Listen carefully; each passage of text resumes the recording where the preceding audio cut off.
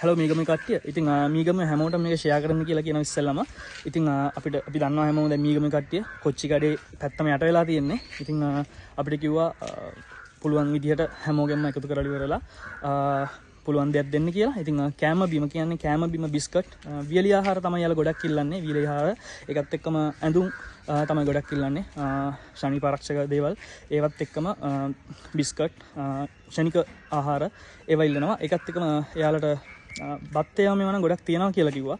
ඉතින් පුළුවන් හැමෝම දලුපත හන්දියට ගෙනලා දෙන්න. දලුපත හන්දිය අපි ඉන්නවා. මීගමේ දලුපත හන්දියට ගෙනලා දෙන්න. එහෙම වුණොත් අපි එතනින් අපේ වාහනේ කට්ටියත් එක්ක පුළුවන් හැමෝම ගෙනලා දෙන්න පුළුවන් ඉක්මනට. මොකද හවස් සිද්ධි ගොඩක් කට්ටියලගේ අවශ්‍යතාවය නැති වුණොත් එහෙම ඒක නිසා පුළුවන් ඉක්මනට පුළුවන් හැමෝම ගෙනලා දෙන්න. කෑම බීම වියලි ආහාර තමයි යාල ගොඩක් ඉල්ලන්නේ. වියලි ආහාර ඇඳුම් ගොඩක් කට්ටිය ඉල්ලන්නේ. ඉතින් කොච්චි කඩේ පල්ලිය තව කොහෙද පල්ලියක් කිව්වේ? ඒ මොකක් මුත්තෑන පල්ලිය ඒ හැවට ඒක තමයි ගොඩක් කට්ටිය ඉන්නේ. ඉතින් හැමෝටම කියනවා ආයෙත් කියනවා පුළුවන් හැමෝම ඇඳුම් වියලි ආහාර ගෙනල්ලා දෙන්න. අපි ඉන්නවා දලුපත හන්දියේ. ඉතින් හරි කට්ටියම ජයවා. පුළුවන් හැමෝම මීගම හැමෝම ෂෙයා කරලා දන්න කට්ටියට දැනුවත් කරන්න මේක. දලුපත හන්දිය අපි ඉන්නවා ගෙනල්ලා දෙන්න. බයි ජයවා.